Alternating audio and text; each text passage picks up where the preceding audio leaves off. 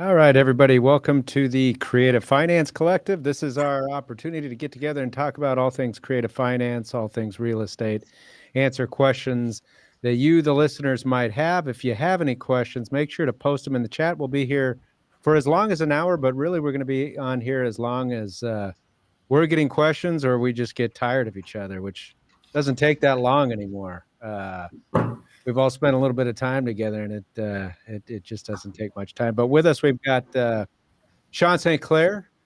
We also have Alan Setchker and Drew Jenkins. We also, let's see, we're bringing on other people as they join. I think Scott Horne just joined us. Scott, do you hear us? We don't see you. I hear you. I'm trying to see why you don't see me, though. All right. Well, we'll let you figure that out. How's everybody been doing? We haven't done one of these since the election, but I think one of the things that I'd be interested to know from everybody, I've heard a lot of sentiment that things got a lot busier as soon as the election happened. You know, people don't like uncertainty, and elections provide certainty.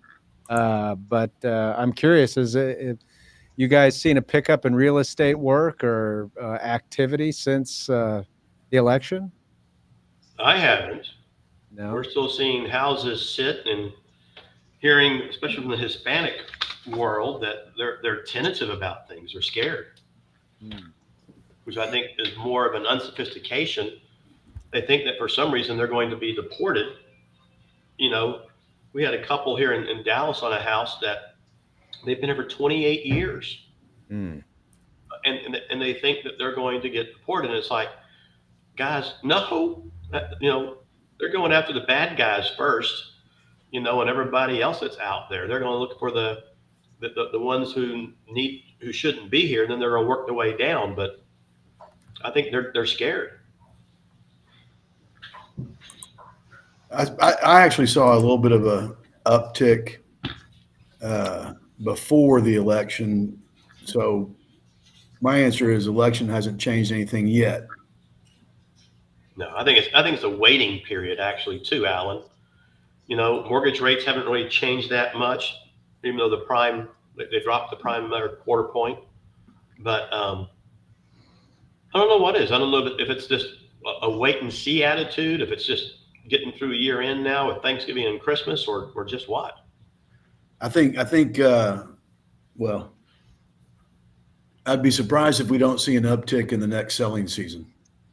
Well, I think come January, things are going to change. Income tax time comes around, things like that start to happen. I think things will, I hope it will at least, let's put it that way. Yeah. But we've seen things really sitting out there for, I don't know, the last 90 days or so. And we're hearing that from the realtor world a little bit as well, that things just aren't moving and haven't been moving. And hopefully they'll start moving again. Yeah. If you're where Sean is up there in Wisconsin, everybody's too damn cold to do anything. Look at him wearing a sweater. Yeah. Not sure about Ohio. Florida's the good state over there. Natalia, good to see you. She just joined us from Florida. I have timing to be talking about Florida. How are you guys? Yeah, hey, we're doing good. We were just talking about this is the first collective we've done since the election, and the only reason the election really came up is the thought is, regardless of which way it goes, investors don't like uncertainty. They like certainty. They like to know the rules of the game and what to expect. And the question was whether folks had seen any sort of like pickup in activity since that. Some of the sentiment has been, at least here among us, not really. What's it been like in Florida? So with Florida, it has been unique because we have dealt with 2 back-to-back hurricanes, particularly impacting the inside, right, the Gulf Coast area. Yeah. And as a result of that, you had like almost like a break in interest in investment due to all of the damage and the flooded properties and wind damage and these things that were like a once in 100 years kind of back-to-back storms. Yeah. So that caused a significant slowdown. Then there was a pause because of the same thing, right? Elections, uncertainty, you just don't know what's going to happen. So people kind of hold off from acquisitions until after the election. I can say, though, that in the past 2 weeks, activity has picked up to what I would consider almost pre-hurricane levels. However, the pricing has significantly changed as a result of those storms. In what way? Oh, down. Yeah. Yeah. Mhm. Well, but our insurance rates are going up because of y'all. Oh, yes. Oh, yes. Our insurance rates probably will not cease to go up So here we in can visit Florida. Florida for that? Can you I repeat think that, Can we Lord pass the Arthur? buck on down to them also? So to say that again, Scott, what Can were we you pass saying? the buck on down to them too? Well, we probably so. I don't know. Part of the issue with respect to insurance is that, for many of the properties that were on the coast, right, the insurer of last resort was Citizens Property Insurance here in the state of Florida, which is already not properly funded to begin with. So many people are seeing their claims results right about this month with respect to the two hurricanes. Are finally starting to get some resolutions or claim assessments or determinations. And I'm going to say that they're coming back at maybe 25 to 30% of the value of the property. And with a check saying, like, this is it, we're giving you this, there's no repairing this, or the repair costs, it just like definitely way beyond the 50% FEMA limit for many, many properties here, both commercial and residential. So, of course, that with the knowledge that to get this property insured in the future, you're going to have to pay substantively more. The prices of these homes, I would say, has gone down, depending in the area, between 10 and 30%. Wow. Mhm. Well, and I heard a bunch of the insurance companies actually just pulled out of Florida completely, not just the coast properties. And then Houston's a problem child also. Texas isn't clean on this, and so a lot of them are moving out of Houston also. Yeah, and it's I would say it's frustrating to the Florida community because prior to these two back-to-back storms, there had been an influx of carriers due to changes in Florida legislature with respect to insurance claims. They had kind of like made the process a lot more efficient under the new law, which had attracted carriers. But then these two storms kind of rationally scared them away. So yeah, it's going to be costly to own property here anywhere along the coastline for sure. If you're just now joining us, this is the Creative Finance Collective. So although we enjoy talking with each other and seeing each other, we're here to answer questions, real estate or creative finance questions. So if you have one, make sure to post it in the chat. We do have a question. Before we get to that, though, while I'm thinking about it, because I know I'll forget if I spend any amount of time not asking this. Since we have you, Natalia, earlier today we had a podcast which was talking about all the regulations or laws that could have issues with a new administration or laws that we might see changed or go away altogether. And I know you tracked during its passage and prior to that, the Corporate Transparency Act. We're all dealing with that every single day. Do you think the Corporate Transparency Act, putting your prognostication hat on, survives a new administration?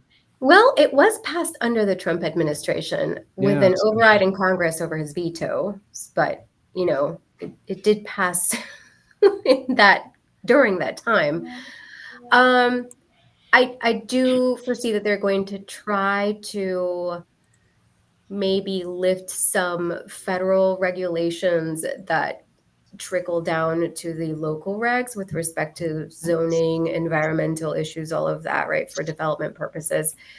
I can tell you that as a result of the storms here in the local areas, many of the municipalities have actually lifted some of those permitting requirements and restrictions and the whole like bureaucratic process so that people can actually get these things repaired fairly quickly. But I don't know how long that'll last. Yeah. Now, what's an interesting tie-in? So our question, I'll go to our question that we've already gotten, and I've seen something. I'll read it out, but I've seen some videos online with influencers talking about just this thing and the reduction of regulations coming from the administrative state. But this question says, I've heard that there will be a probable reduction in regulatory burdens under Trump. Land wholesaling to builders is gaining steam. Are there any pitfalls that exist in land wholesaling? So there's a couple things going on here. I guess the specific question is about unique things you got to consider if you're going to be a wholesaler of land. But it sounds like the play here is with reduced regulations or the possibility of reduced regulations to go after land and source that to builders. Any thoughts on unique problems or legal issues in wholesaling land that, oftentimes when we're talking about wholesaling, it's the wholesalers of residential properties, right? The biggest thing that comes to my mind is the purchase contract's going to look a lot different. And locking up that property on a land deal versus just a single family residence is in and of itself going to look different. And I have some clients who deal in land, and I have obviously the lender I'm affiliated with. We have some borrowers who we provide the bridge to get through their final entitlements. And yeah, I hope you like having your money, potentially tied up, or at least a very hefty. I mean, if you're selling to like Lennar, D.R. Horton, things like that, right? You're going to be tying up pretty large sums of money for sometimes a couple of years in order to see the payday. Now, of course, that payday is potentially, huge when you get there. It's there, but you're playing a very long game.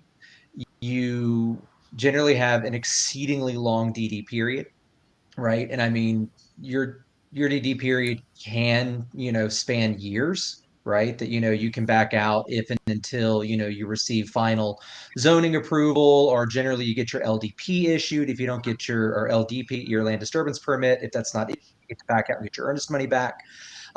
Sellers tend to be a bit more difficult to deal with because they're holding either large tracts of land because they inherited it, or you're dealing with, larger families. So you have egos you have to stroke. Because I have had where one family member got his feelings hurt apparently and just totally scuttled a deal. So it's, if you're looking to make money quick, flip a house, renovate it, or assign it, land is not your game. If you don't mind plunking down $100,000, and maybe one case we had this. Our borrower borrowed another $200,000 just to finish the engineering and sewer, which the city was going to reimburse him for, but he had already poured in, around $500,000 into the land. If you're willing to play that game, then yeah, it can be exceedingly lucrative. Just be aware it's a boys' club, and I hope you got your foot in the door first before you make a mistake, which I've had some clients do as well. They're like, "Oh, I'm going to do land. It's land," and it's like, you don't know anyone. And so, they take one's time for several months, and they realize they can't offload it because your pool of buyers is exceedingly small. And they just really tick off everybody in the process. So if you're going to get involved in land, have plenty of capital, be willing to sit on it, and network first before you get it under contract. Those are my advice points from dealing with this. That is great advice. And I think people have to be mindful, right, of the fact that for the most part, the regulations that cover real property are local, right? Yeah. It's state and municipal kind of regulations, city level, county level, et cetera.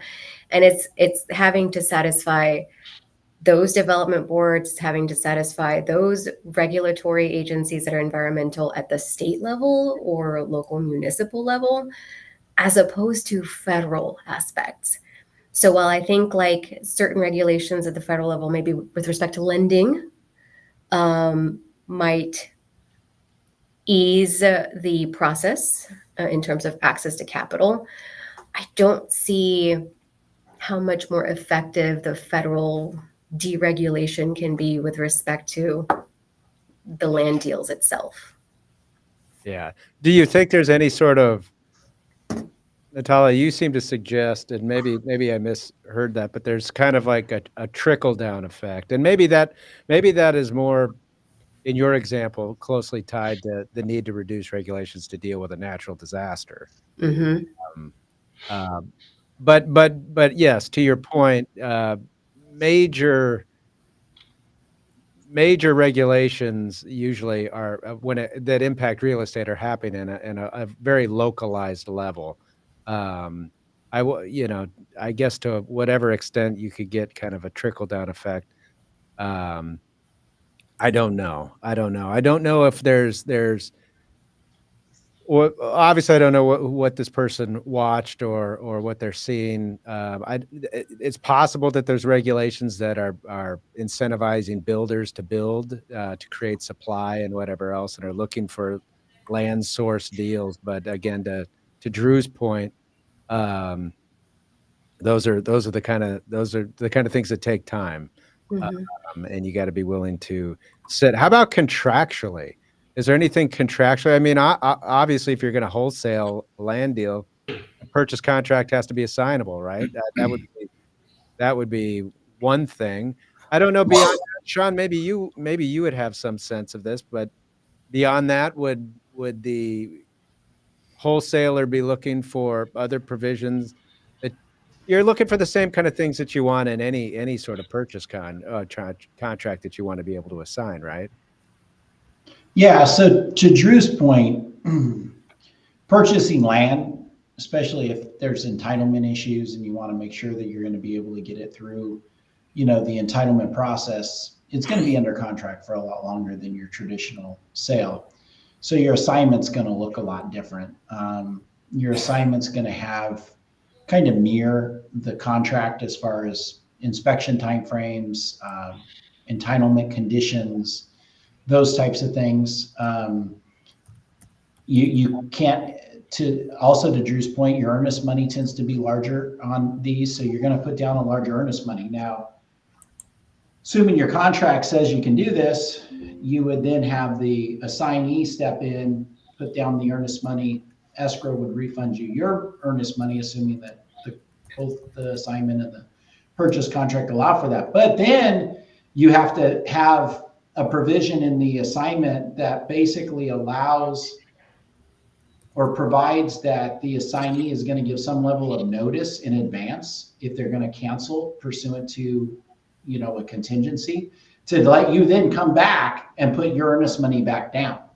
And so you need to make sure that all of that kind of lines up with the timeframes of the underlying contract. So an assignment on a land transaction where you have an extended escrow, entitlements, a lot of due diligence, environmental surveys, all that stuff, your assignment's going to be much larger than just a 1 or 2 page assignment you find in a residential transaction. It's going to be probably about a 3-4 page document that covers all this and makes sure that, your assignee is generally going to have a right to cancel and likely be a residential assignment. And you need to make sure that it's coordinated so that the seller doesn't say, well, now there's no earnest money down, you're in breach, I want to cancel the whole deal. You want to be able to step back in, save the transaction, maybe find another assignee, which I've seen happen successfully. So you just have to make sure that everything is drafted the right way, and the purchase contract you use for a residential, home is not going to be the same that you use for vacant land. It's going to be much different, and the same with the assignment. I Assuming would you add, can even do an assignment. Yeah, go ahead. yes. Yeah, no, definitely assuming that that's permissible under the agreement, which is a little bit more challenging depending on the land deal.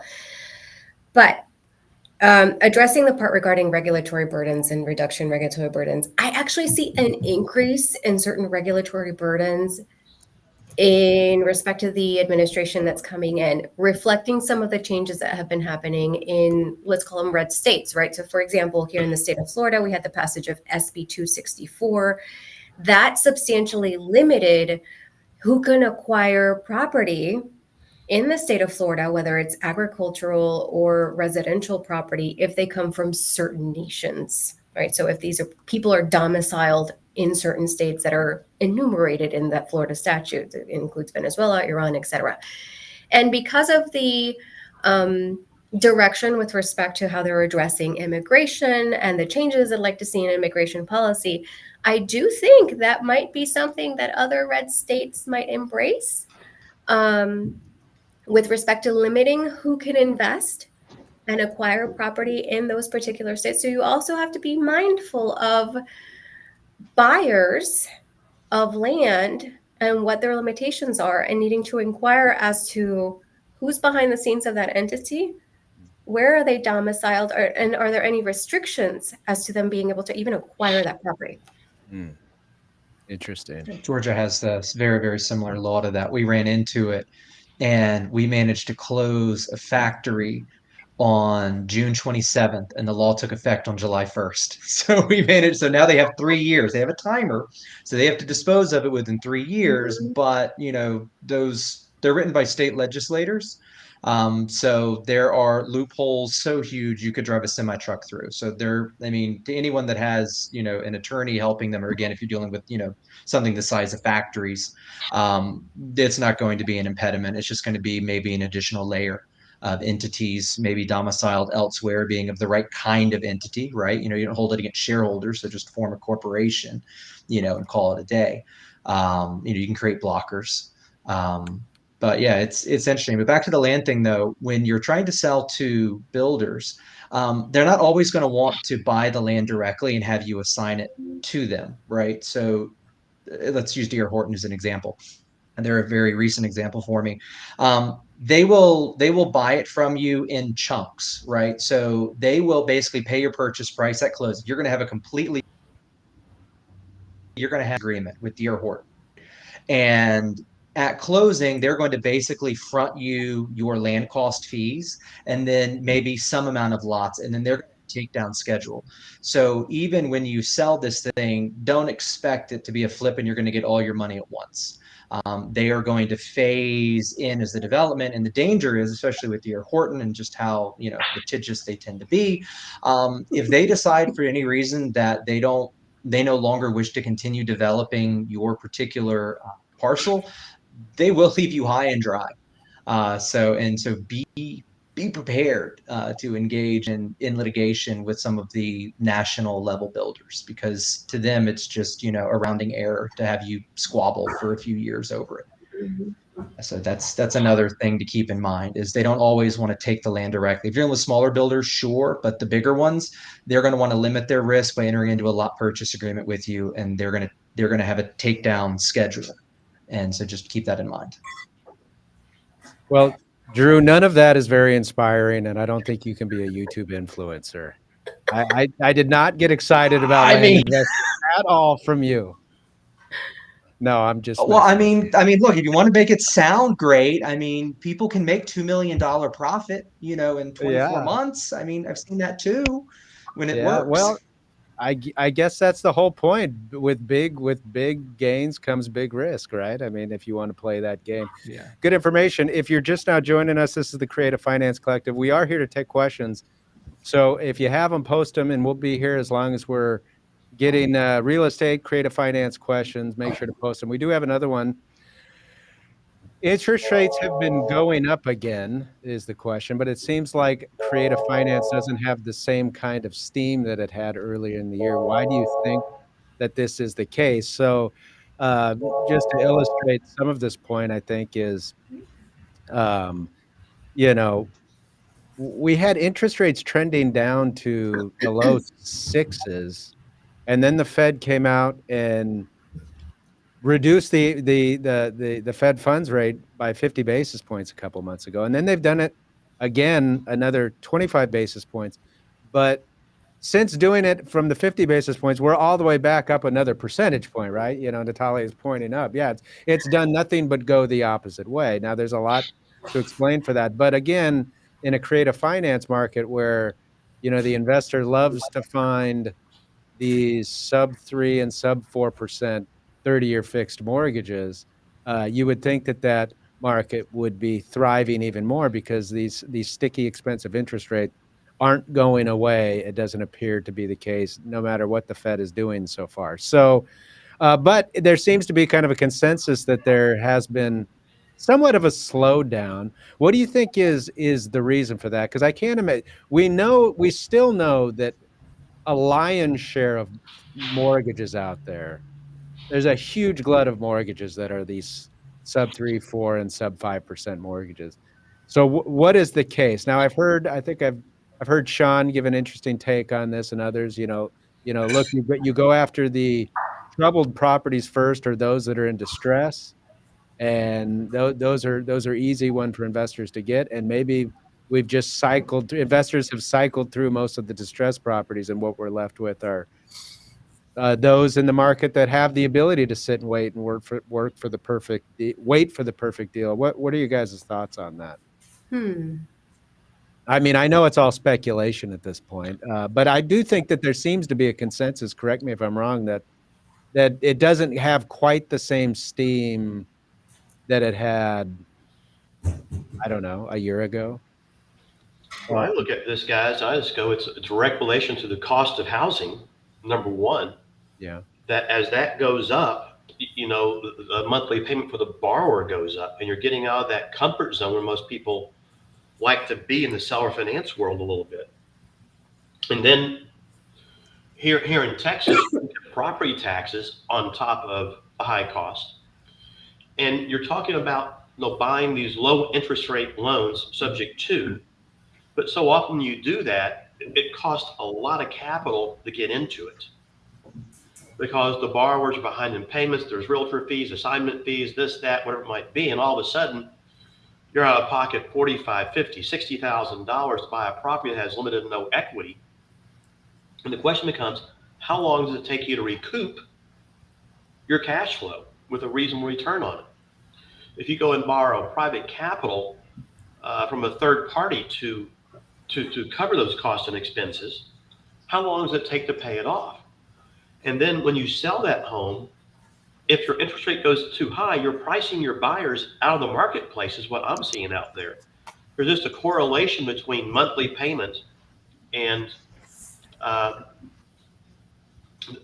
price of the home that here in Texas, at least, is creating issues and problems. I think there'd be other, states where prices are a little bit lower, maybe. I think where taxes are lower so that you're able to possibly charge a higher interest rate as our banking rates and other rates have gone up.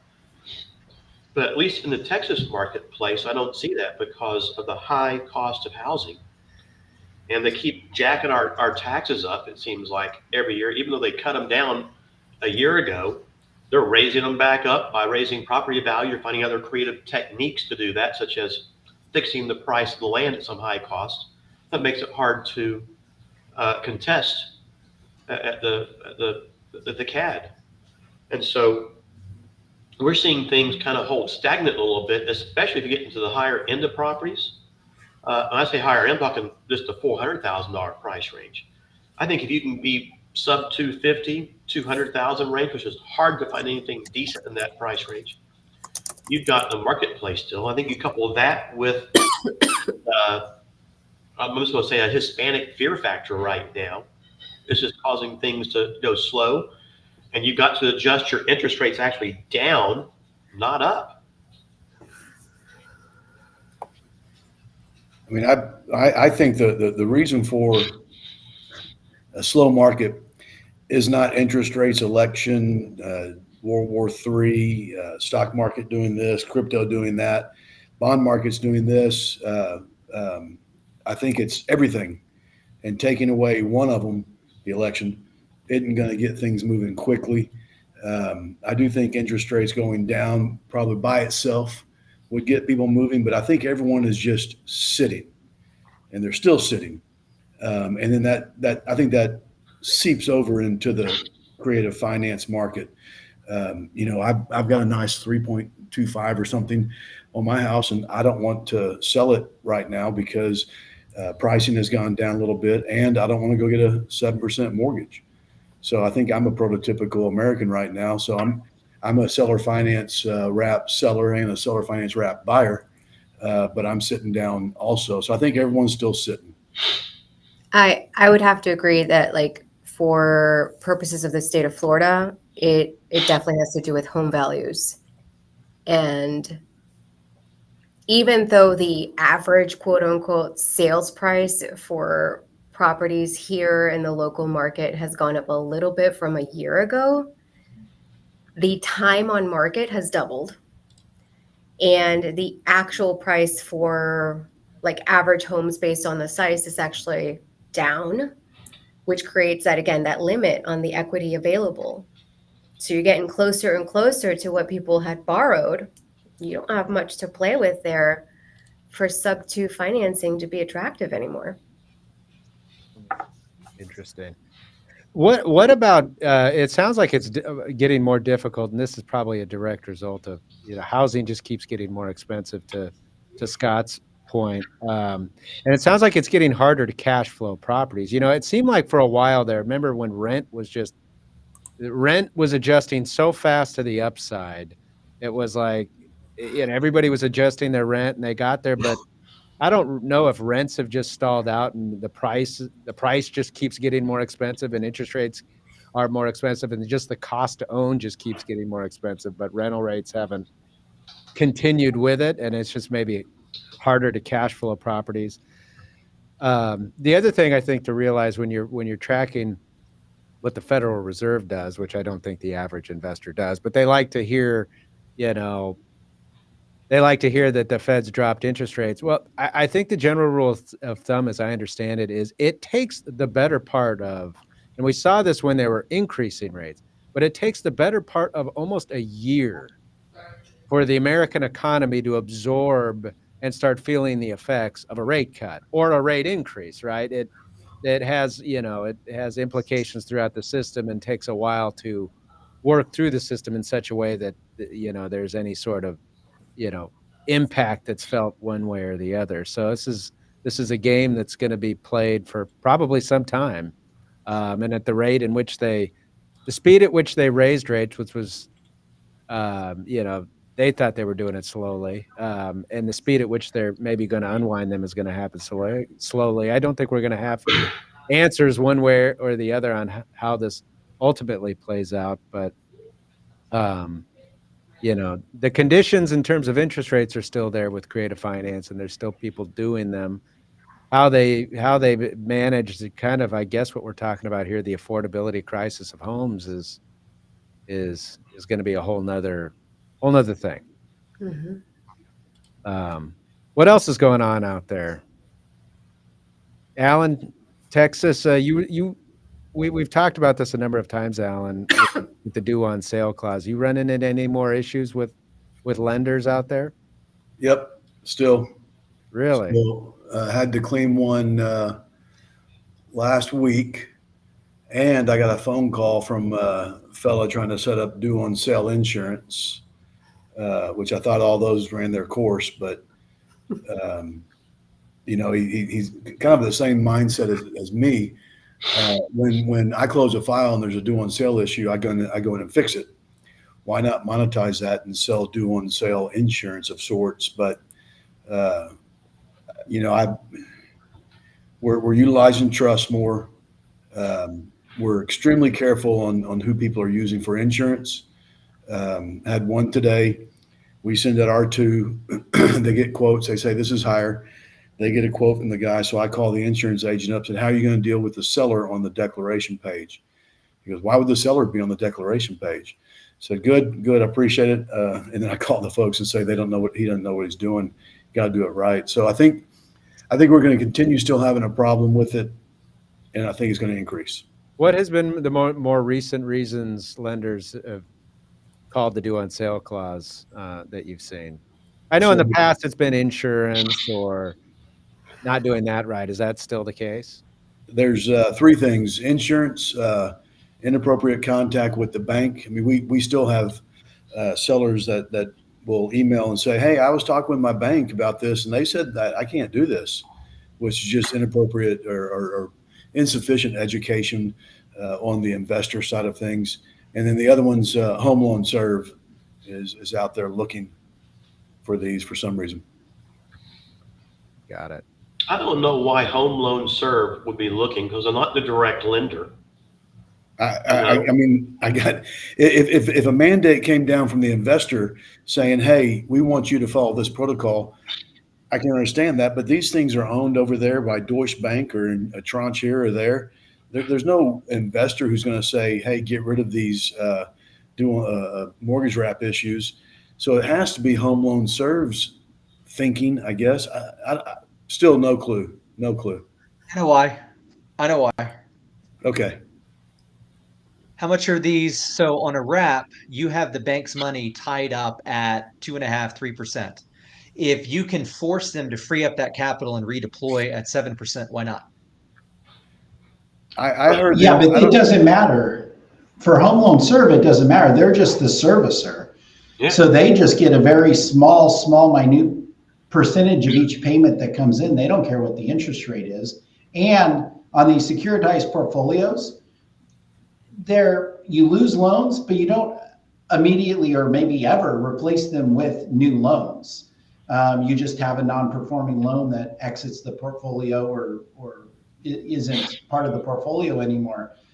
Now, to your point, Drew, if you're a small community bank that you hold and service your own portfolio, oh yeah, you care, because then you free up your capital and you can go and relend it. But these portfolios are already pretty much locked in, and you're not going to, if they lose a loan, they don't just replace it with a 7% loan. So that's the point is Home Loan Serve, they could care less what the interest rate is. They just want their servicing fee off the top, and it's not their personal money that's at risk or that's been loaned that they're going to then be able to free up to make another high interest rate loan. That's why, for example, in Wisconsin, we have a lot of community banks. So subto isn't really a big thing up here because it's like, they monitor their portfolios like hawks. But in Arizona, if you obtain a loan in Arizona, it's all brokered. There are no community banks. So you go to a mortgage broker, and it's a Fannie Mae, Freddie Mac product that gets securitized. And then all they care about, all Deutsche Bank or whoever is monitoring it, serving as trustee of the portfolio, all they care about is, are we passing dividends to our shareholders? That's all they care about. So it's not, one for one, apples to apples type thing. Sean, we've had this conversation before too, and in the same light as your community bank there, it's if you know that the underlying lien holder is such as a small community bank or a credit union that's going to portfolio it, yeah, they're going to see this stuff. You got to be more cautious in how you structure that deal at that point in time. But you're dead on point that the big buyers of these securitized mortgage pools, they're just looking for return on investment, period. And they're not going to redeploy that capital anywhere. It just doesn't work that way.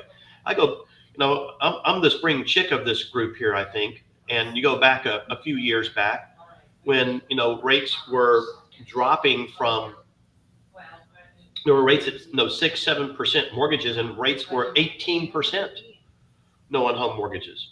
You weren't seeing the banks even back then, go out and foreclose to redeploy capital at the higher rates.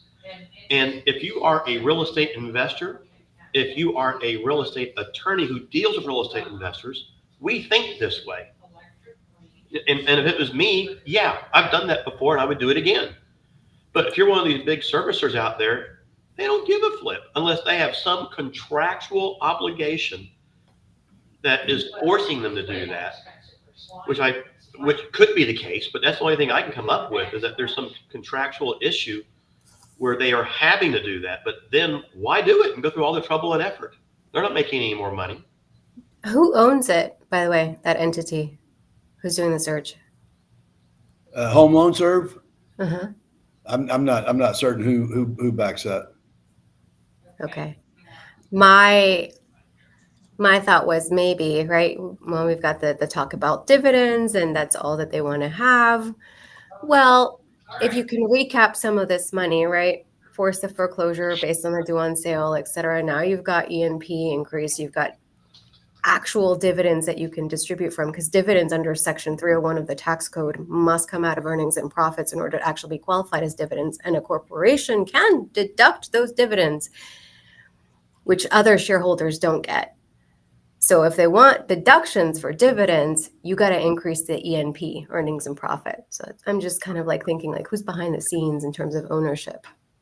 If it's corporate owners, they're going to want to see increased dividends in that way. So Don't give them any ideas. Oh, interesting. Well, I mean, that's something you got to be prepared for, right? If you're going to do sub-2 creative financing, you have to be prepared for the risk of getting the due on sale clause called. It seems like I haven't had a sense that this is still a pretty small percentage of the time this is happening. It just seems like Alan keeps running into it. Well, and the percentage change is we're still dealing with 0.0000 x of the files that we close have a due on sale issue. So it's only gone up 0.00002%. But what caught my attention was these consumer wraps, end user seller, end user buyer. They don't have the stomach to fix these things. They're just not savvy. And so trying to protect them is really what we're looking at now. Yeah. Good stuff. While I'm thinking about So it. to answer your question. Go ahead. So to answer your question, I just went on to Google and I found a trade name filing whereby Home Loan Serve is actually a trade name owned by the Idaho Housing and Finance Association. Whatever that is worth, but it's, who's behind Idaho Housing and Finance Association? I don't know. Mm-hmm. But it may not be like your traditional loan servicer for Fannie Mae, Freddie Mac, potentially. So it may It's not. They are the Home Partnership Foundation, a 501c3 that was created in Idaho. So it's actually a nonprofit housing affordability entity. Because just like you, I also started Googling it and it managed to make it maybe just a step ahead. So it's a 501c3 that actually operates the whole thing. And it's homelessness prevention, homeless Idaho veterans, Housing First Boise, workforce housing. So maybe we just have something against creative finance. Yeah, maybe a new board came in and maybe the only way that they could secure funds for their 501c3 was by pursuing these projects. I think what's fun about this exercise is the viewer gets to see what it actually looks like when we have an opposing party in a lawsuit that's about to start, what it looks like when we're investigating this opposing party. We hit the internet and all the public records. Well, I'll tell you one thing I see is interesting about Idaho housing is I see a lot of defaulted mortgages being transferred to them just prior to foreclosure also. Mm-hmm. Kind of like what U.S. Bank does a lot. Mm-hmm. They're buying, mortgage pools somewhere of defaulted mortgages. And I'm wondering if that's to take advantage of the opportunity or just what, I don't know. Yeah, because U.S. Bank is like the HUD stand-in for HUD in essence for administering those. Yeah. All right, good stuff. While I'm thinking about it, we were talking about Florida earlier, Natalia. Has the condo market settled down since all the issues they had with the HOAs requiring to rebuild, or is that still added to the real estate problem there? Oh, it's still part of the problem, and they still have that deadline for the end of the year for getting all those inspections that are going to be impossible to meet. Wow. Well, I would imagine the hurricane only slowed that process down or made it more difficult. Yeah, and those condominium assessment dues definitely keep going up.